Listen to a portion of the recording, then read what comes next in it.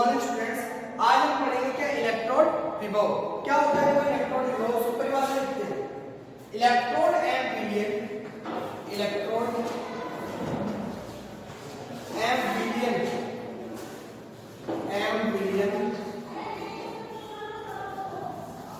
Electrode and विलियन के मध्य आवेश विभाजन के कारण ही, आवेश विभाजन के कारण ही, आवेश विभाजन के कारण इसमें क्या उत्पन्न होता है? विभव उत्पन्न होता है, जिसको हम क्या बोलते हैं? इलेक्ट्रोड विभव। आवेश विभाजन के कारण ही विलियन इलेक्ट्रोड के संधि पृष्ठ पर विभव उत्पन्न होता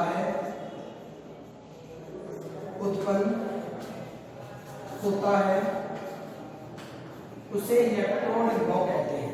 समझो, जैसे आपने क्या किया था, ये आपने विलियन लिया था, कंटेनर के अंदर क्या पात्र में क्या किया था? विलियन। इसमें आपने किसको डुबोया था? इलेक्ट्रोड। अब देखा कि यहां से क्या आ रहे थे इसमें, मान लीजिए जिनका माना कि Z+2 आ रहा था इसमें सॉल्यूशन, यानी कैसा चार्ज होता जा रहा था? Positive charge. और यहाँ पे क्या छोड़ के आ रहे थे? इलेक्ट्रॉन को छोड़कर आ रहे थे। ये कैसे चार्ज हो रही थी? Negative charge. अब देखो इन दोनों की जो संधि स्थल है वहां पे क्या हो रहा है? आवेश का विभाजन हो रहा है। देखो ये पॉजिटिव ये नेगेटिव, इसके कारण यहाँ पे इन दोनों के संधि पृष्ठ के विभव उत्पन्न होता है, उसको आप क्या बोलते हो? इलेक्ट्रोड विभव बोलते हो। दूसरा देखो, इसकी एक परिभाषा और बताता हूं। इलेक्ट्रोड विभव कुछ नहीं है, एक इलेक्ट्रोड द्वारा इलेक्ट्रॉन ग्रहण करने की प्रवृत्ति और इलेक्ट्रॉन दान करने की प्रवृत्ति क्या होती है? इलेक्ट्रोड विभव कहलाती है। जैसे यहाँ पे ऑक्सीडेशन होगा या रिडक्शन होगा, जिसके कारण इसमें क्या आता है? आवेश आता है, आवेश का विभाजन होता है, उसी को हम क्या कहते हैं? इलेक्ट्रोड विभव बोलते हैं। क्या बोलते हैं उसको?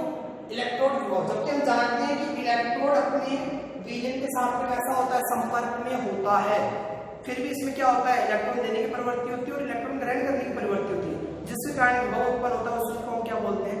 इलेक्ट्रोड विभव। आगे चलिए,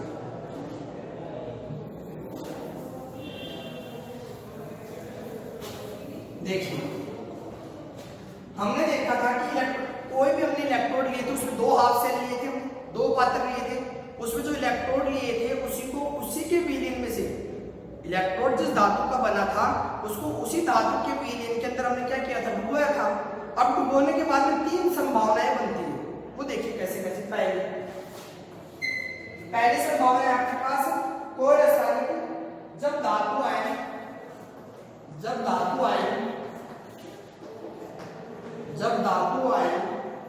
यानी धातु आयन क्या होंगे? Mn+ कुछ भी हो सकता है धातु आपके पास। जब धातु आयन क्या करते हैं? इलेक्ट्रोड के साथ टक्कर करते हैं। क्या करते हैं? इलेक्ट्रोड के साथ टकराते हैं, तो उसमें कुछ ना कुछ रिएक्शन होती है। तो पहला था जब धातु आयन को उसी के विलियन में जब धातु आयन को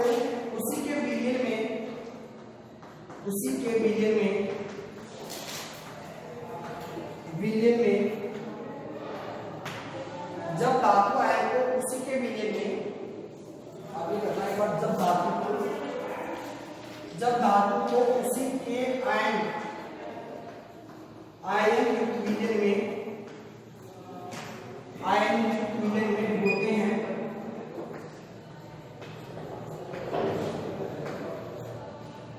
जब हम क्या कर रहे हैं? ये था हमारा क्या पात्र था, यहाँ पे हमने विलियन दिया था, इसमें हमने क्या किया था? धातु को डुबोया था।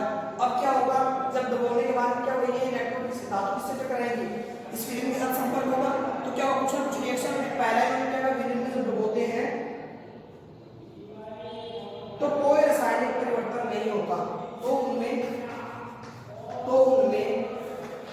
कोई रासायनिक परिवर्तन नहीं होता, कोई रासायनिक परिवर्तन नहीं होता,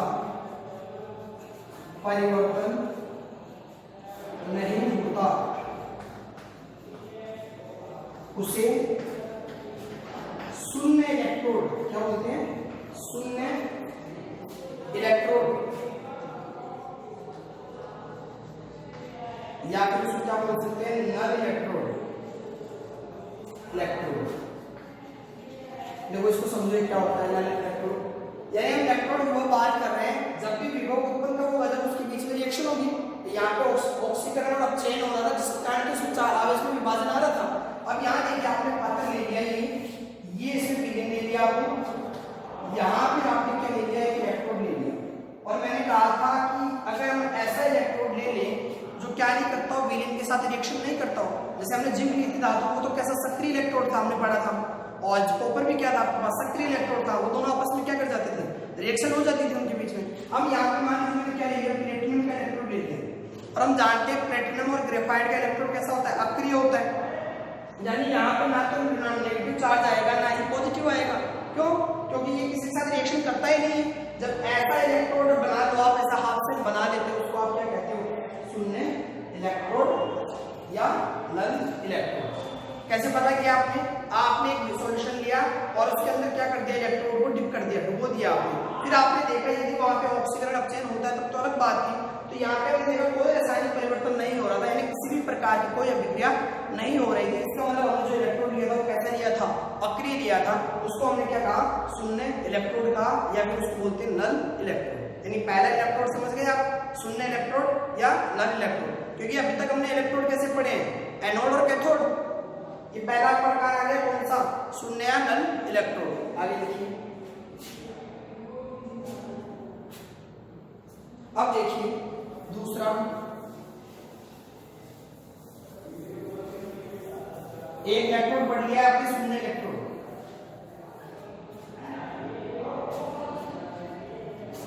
दूसरा, जब धातु आयन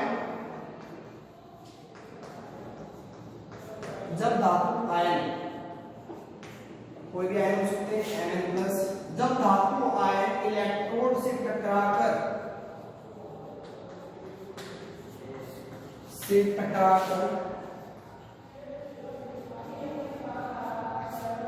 इलेक्ट्रॉन ग्रहण कर लेते हैं,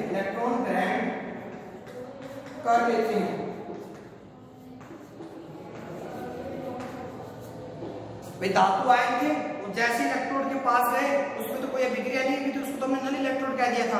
अब इसमें जैसे इलेक्ट्रॉन किसके पास आएंगे, धातु के आयन आएंगे इलेक्ट्रोड के पास में, तो ये क्या करते हैं, वहां से इलेक्ट्रॉन को ग्रहण कर लेते हैं। जैसे आपने पढ़ा था कॉपर, ये आपके पास आयन था, ये आयन किसके पास गया था, आपने ये तो पढ़ा था, यहाँ CuSO4 का भी था आपके पास, इसमें ये कॉपर की आपने क्या की थी, रॉड की थी। और मैंने कहा था ये कहाँ जा रहे थे, Cu2+ आयन किसके पास जा रहे थे, इलेक्ट्रोड के पास जा रहे थे।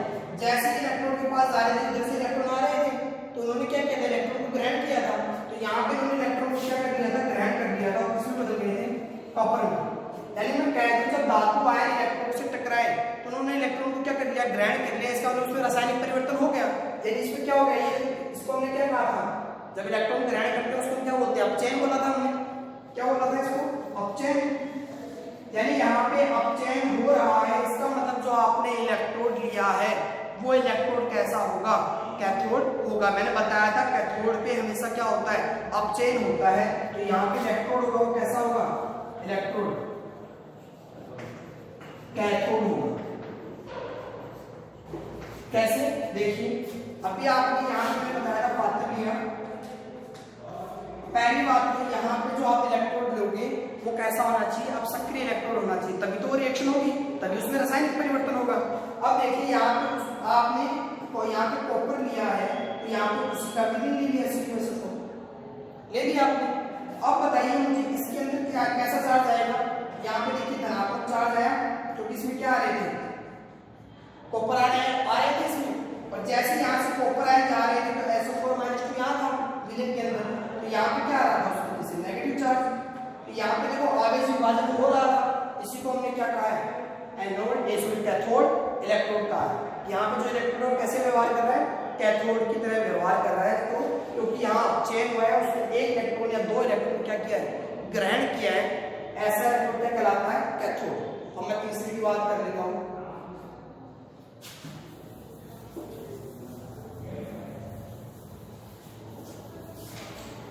तीसरा देखिए, अब तीसरा क्या होगा, अभी आपने जब धातु आयन इलेक्ट्रोड के पास गए तो आपने वहां क्या किया, इलेक्ट्रॉन को ग्रहण किया। अब मान लीजिए धातु आयन किसके पास गए, इलेक्ट्रॉन के पास गए धातु, तो वो वहां से क्या करेंगे, इलेक्ट्रॉन ग्रहण करने की बजाय क्या कर देंगे, इलेक्ट्रॉन को डोनेट कर देंगे। तो इलेक्ट्रॉन को डोनेट करेंगे तो कैसा बनेगा, मैं यहाँ लिख देता हूँ। 3 प्रकार के इलेक्ट्रोड में विभव होता है, तो शून्य इलेक्ट्रोड, शून्य इलेक्ट्रोड, और यहाँ क्या होगा हमारा दूसरा एनोड, और ये क्या होगा हमारा कैथोड।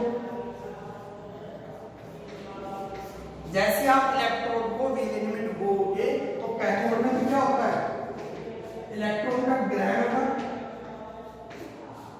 या फिर मैं कहता क्या होगा, अपचयन।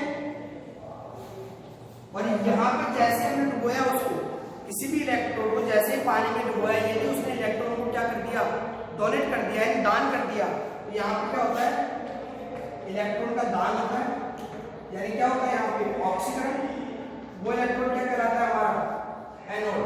मैंने कहा था जहां पर ऑक्सीकरण होता है वो हमेशा इलेक्ट्रोड कैसा होता है, एनोड होता है, और जहां पर अपचयन होता है वो इलेक्ट्रोड कैसा होता है, हमेशा कैथोड होता है। और शून्य इलेक्ट्रोड या नल इलेक्ट्रोड, नल इलेक्ट्रोड, इसके डायग्राम से समझ जाओगे आप। या आपने क्या किया था, वीडियो लिया था, ये यहाँ पे इलेक्ट्रोड ले लिया, ये प्लेटिनम का था, इस पे किसी भी प्रकार का कोई चार्ज नहीं आया था, यानी किसी भी प्रकार की केमिकल रिएक्शन नहीं हुई थी। इसके अंदर जो पहले से था वही विभव ने देखा था, तो पहले से इसमें विभव कैसे आएगा, क्योंकि मैंने बताया था कि इलेक्ट्रोड विभव क्या होता है, आवेश विभाजन के कारण क्या आता है, उसमें विभव आता है। यहाँ पे तो आवेश विभाजन हो ही नहीं रहा है, तो यहाँ पे क्या है, शून्य इलेक्ट्रोड, विभव कैसा गया, शून्य। फिर यहाँ बात करते हैं एनोड की।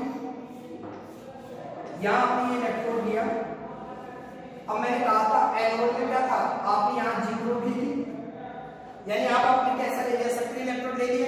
फिर यहाँ पे क्या लिया था हमने, ZnSO4, वो क्या रहा था यहाँ पे, यहाँ से Zn+2 आ रहे थे इसमें विलीन के अंदर, Zn2+, तो यहाँ पे क्या बच रहा था, नेगेटिव, और इसकी वजह से सॉलिड विलीन के अंदर क्या आ रहा था, पॉजिटिव। ये इसको हमने क्या कहा था, एनोड इलेक्ट्रोड। फिर यहाँ देखिए आपने यहाँ लिया था कॉपर CuSO4।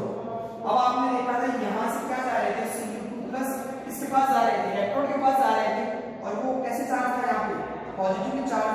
और इसने क्या किया था, इलेक्ट्रॉन को ग्रहण किया था, इसका अपचयन हुआ था।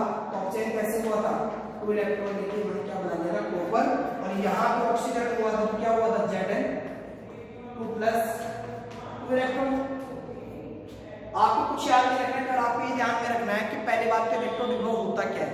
जब आपने किसी विलीन में इलेक्ट्रोड को डुबोया, डुबोने के बाद में यदि उनके संधि पृष्ठ पर आवेश का विभाजन हो जाता है, उसको आपने कहा क्या, इलेक्ट्रोड विभव का।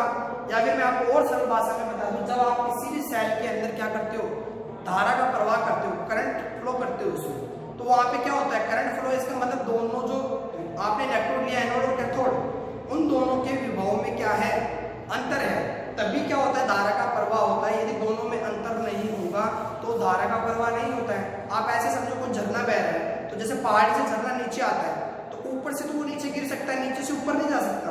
क्यों, अधिक से वो किधर की तरफ आ रहा है, निम्न की तरफ आ रहा है, या फिर हो सकता है वो निम्न की तरफ से ऊपर की तरफ चला जाए। लेकिन क्या होता है, दोनों में अंतर होना चाहिए। ऐसा नहीं है एक समतल चीज ले लो, वहां पे अगर आप रख दो तो बिल्कुल फ्लो नहीं कर पाएगा, बह पाएगी कोई चीज। मान लीजिए मैंने इसको टेढ़ा कर लिया, यहाँ पे चौक रखी तो फिसलते हुए नीचे चली जाएगी, यानी इसमें धारा का प्रवाह हो गया, क्योंकि दोनों के बीच में अंतर है, इसकी ऊंचाई कुछ है, इसकी ऊंचाई कुछ है, यानी यहाँ पे विभव, दोनों के विभव में क्या है, अंतर है। अगर मैं इसको समतल कर दूं, यहाँ रख दूं, तो ये खिसकेगी क्या, नहीं खिसकेगी। क्यों, क्योंकि दोनों के इलेक्ट्रोड का विभव कैसा है, समान है। यानी धारा का प्रवाह होने के लिए आपको क्या चीज चाहिए, उसमें हमेशा आपके अंदर विभव का अंतर होना चाहिए, किसके बीच में, कैथोड और एनोड के बीच में। यदि दोनों में किसी भी प्रकार का रासायनिक अभिक्रिया नहीं होती तो क्या कहलाता है, शून्य इलेक्ट्रोड। ये 3 कंडीशन बनती है जब आप इलेक्ट्रोड को पानी में डुबोते हो। ठीक है, आगे चलिए। अब देखेंगे स्टैंडर्ड इलेक्ट्रोड पोटेंशियल, मानक इलेक्ट्रोड विभव। आगे आइडिया वाली मानक इलेक्ट्रोड विभव।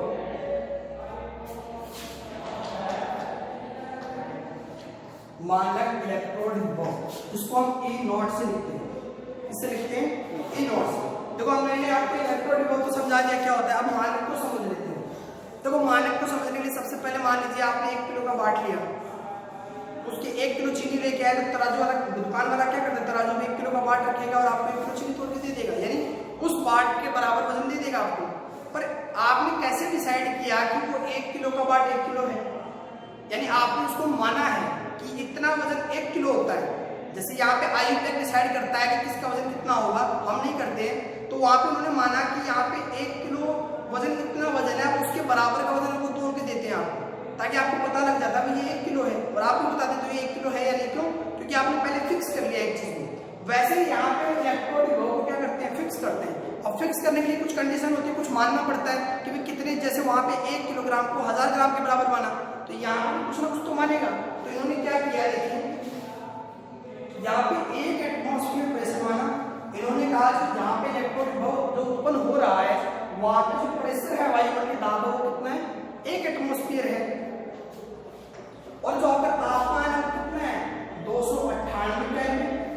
तापमान कितना है, 298 केल्विन। और आप जो मीडियम ले रहे हो, जो इलेक्ट्रोड आप डिप करते हो जिसके अंदर, उसकी सांद्रता कितनी है, सांद्रता है उसकी 1 मोल। इसका मतलब क्या होता है, 1 मोल पर लीटर,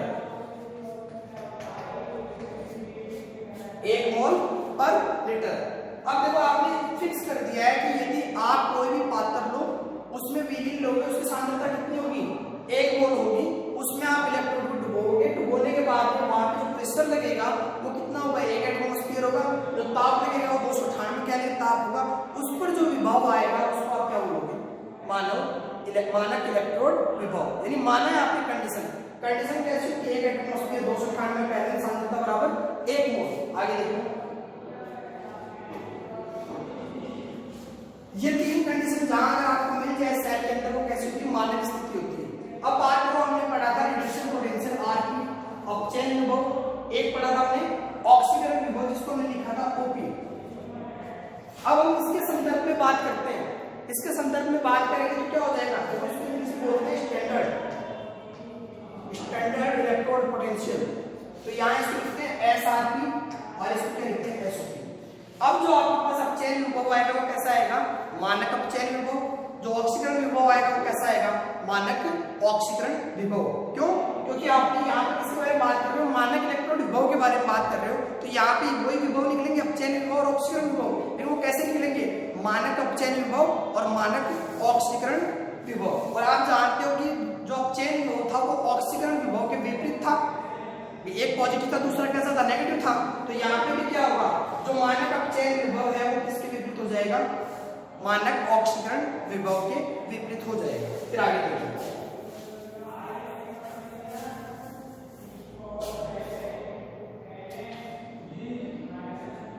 अब देखते हैं सी।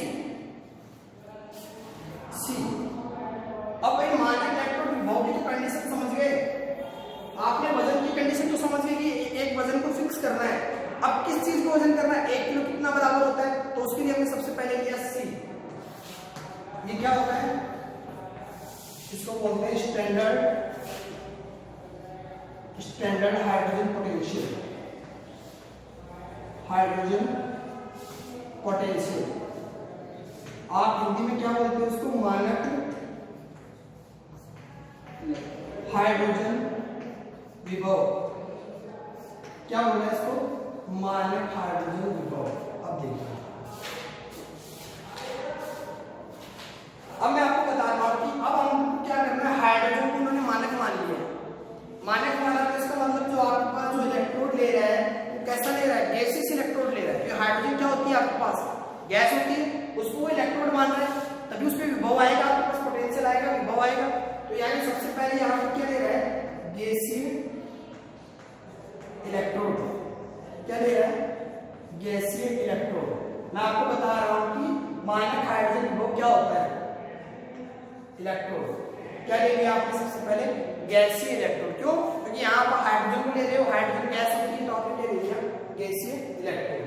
दूसरा देखिए, मैंने कहा था जो आप इलेक्ट्रोड लेते हो उसी के विलीन में आप डुबोते हो, यानी आप ऐसा विलीन लोगे जिसमें क्या हो, हाइड्रोजन हो। यानी मैं कह दूं जिसमें क्या हो, H+ विलीन लोगे आप, जिसमें H+ हो।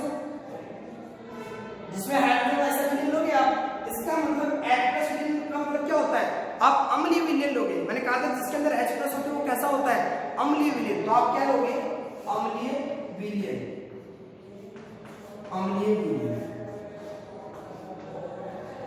क्या लोगे? अम्लीय विलयन। और मैंने बताया था मानक अगर आप ले रहे हो तो जो भी विलयन लोगे उसकी सांद्रता कितनी होगी? 1 मोल। कितनी होगी? 1 मोल। तो तीसरा हम लिख लेंगे सांद्रता क्या होगी? सांद्रता कितनी हो जाएगी? 1 मोल। जो आपने विलयन लिया उसकी सांद्रता कितनी हो जाएगी? 1 मोल। और अगर आपसे पूछ लिया जाए तापमान कितना होगा? 298 केल्विन।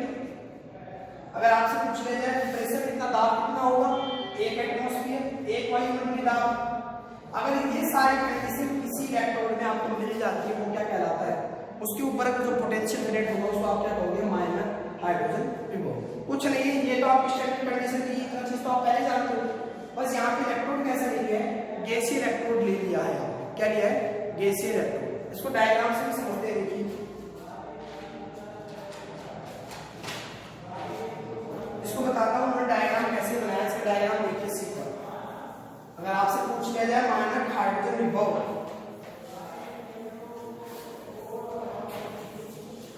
मानक हाइड्रोजन विभव, अब देखो इसमें माना है तो मैं मान लेता हूँ इसका जो विभव होता है वो कितना होता है? 0.00 वोल्ट। कितना होता है? 0.00 वोल्ट। अब इसकी कंपैरिजन में दूसरे का विभव कैलकुलेट करेंगे तो हम बताते हैं वो कितना बढ़ता है या कितना कम है। इसका विभव हम कितना मानते हैं? 0। मानक माना है 0। इसका मान लिया कि कुछ नहीं होता है, इसका विभव कितना होता है? 0 होता है। अब इसका डायग्राम बनाइए आप मेरे साथ में।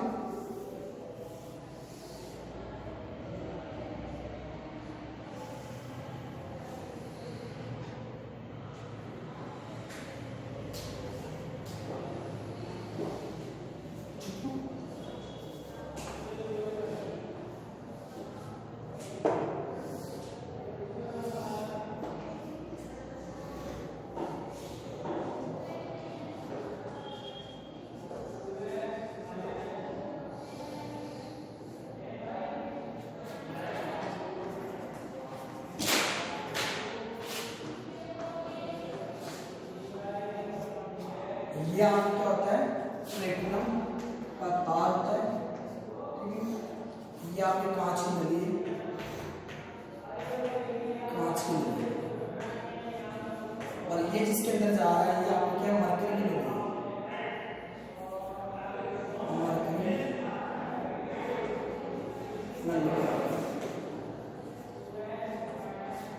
मरकरी नली का है।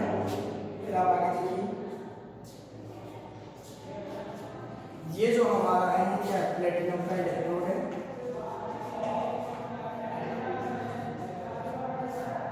यहाँ पे ये जो बुलबुले मिलते हैं इसको वो क्या है? हाइड्रोजन गैस के बुलबुले।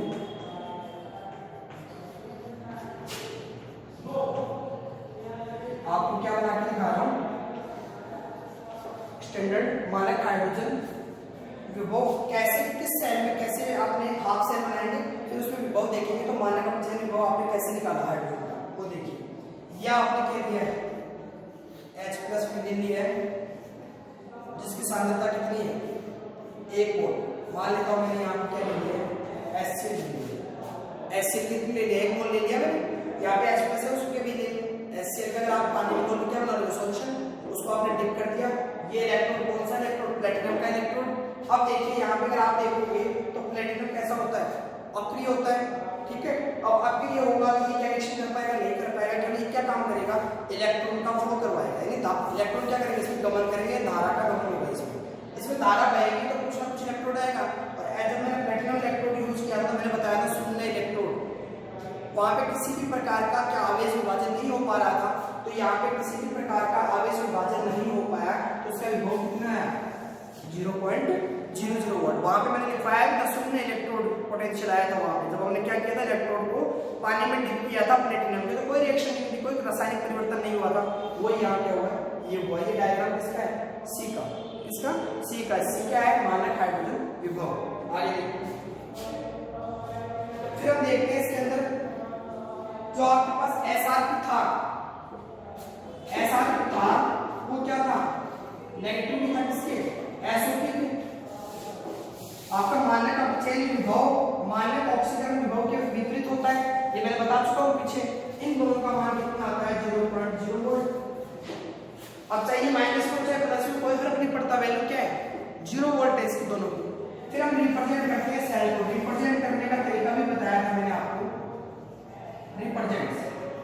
करेंगे आप, पहले लेंगे आप प्लेटिनम, क्या ले लिया आपने, इलेक्ट्रॉन। इसका थोड़ा सा तरीका अलग होता है, देखो। फिर आप क्या लोगे, हाइड्रोजन गैस, क्या लोगे आप, हाइड्रोजन गैस, और एक क्या लोगे आप, H+ आपने भी लिया था, और हाइड्रोजन गैस का इलेक्ट्रोड लिया था, उसमें क्या कर दिया था आपने, डिप किया था, ठीक है। अब देखिए ये आपका रिप्रेजेंटेशन था। अब कोई कंडीशन हो सकती है, या तो यहाँ पे ऑक्सीडेशन हो सकता है या फिर रिडक्शन हो सकता है, दो ही कंडीशन हो सकती है। यदि मान लो मैं कह दूं कि यहाँ पे क्या होता है, ऑक्सीडेशन होता है, यानी यहाँ पे किस तरह बिहेव करेगा, एनोड की तरह बिहेव करता है, मान लीजिए। यदि वैसे करता है यदि ये एनोड की तरह बिहेव करता है, तो यहाँ पे रिएक्शन कैसे होगी, मान लीजिए आपके पास HCl था, ठीक है। एनोड का मतलब क्या होता है, ऑक्सीकरण होगा। ऑक्सीकरण क्या था आपके पास, इलेक्ट्रॉन का बाहर निकलना, ये था आपके पास ऑक्सीकरण। तो देखिए रिएक्शन क्या होगी, मान लीजिए आपने हाइड्रोजन गैस यहाँ से जो आई, वो हाइड्रोजन गैस क्या की, यहाँ से इलेक्ट्रॉन बाहर निकालेगी और क्या बनाएगी, OH+ 2 इलेक्ट्रॉन। इलेक्ट्रॉन क्या करती है, बाहर निकाल दी। यहाँ से जैसे हाइड्रोजन गैस आएगी इलेक्ट्रॉन के पास में, तो ऑक्सीकरण हो जाएगा, दो इलेक्ट्रॉन बाहर निकल गए। मान लीजिए यदि कैथोड की तरह व्यवहार करे, करता नहीं है, कैथोड की तरह करके क्या होगा, आपके पास क्या आएगा, OH+, ये था आपके पास वीरियम नंबर जाएगा, था आपके पास OH+, ये क्या करेगा, दो इलेक्ट्रॉन को ग्रहण करके क्या बना लेगा, H2 गैस बना लेगा। तभी तो आप कहते हो कि कैथोड पर क्या मिलता है, हाइड्रोजन गैस मिलती है। जब आप सेल को यूज करते हो तो कैथोड पे क्या मिलती है आपको, हाइड्रोजन गैस मिलती है। वो कैसे मिलती है, ऐसे मिलती है, वो दो इलेक्ट्रॉन को ग्रहण कर लेता है, कौन, H+ आया। ये था आपकी क्या, C, क्या था, मानक अपचयन विभव, सॉरी मानक हाइड्रोजन विभव। इसकी वैल्यू कितनी होती है, 0 होती है। ये दोनों अपोजिट होते हैं, इनकी वैल्यू भी 0 ही होगी, क्योंकि मैंने बताया था -0.76 था जिसका, तो उसका +0.6 हो गया था। लेकिन यहाँ पे 0 है, तो 0 ना तो नेगेटिव में होती ना पॉजिटिव में, तो दोनों की वैल्यू क्या आ गई, 0 आ गई। कंडीशन आप उसका डायग्राम बना के दिखा दिया किसका, मानक हाइड्रोजन विभव का, किस प्रकार मानक हाइड्रोजन विभव आया। उन्होंने यहाँ पे प्लेटिनम का इलेक्ट्रोड दिया, ये ध्यान में रखना है आपको। तभी मैंने पीछे आपको शून्य इलेक्ट्रोड बताया था कि वहाँ पे कोई अभिक्रिया नहीं होती, जिसके कारण उसमें आवेश विभाजन नहीं आता है। आवेश विभाजन नहीं आता है तो उसका विभव का मान कितना आता है, 0 आता है। बस आज के लिए इतना ही, बाकी हम करेंगे नेक्स्ट क्लास में। Thank you.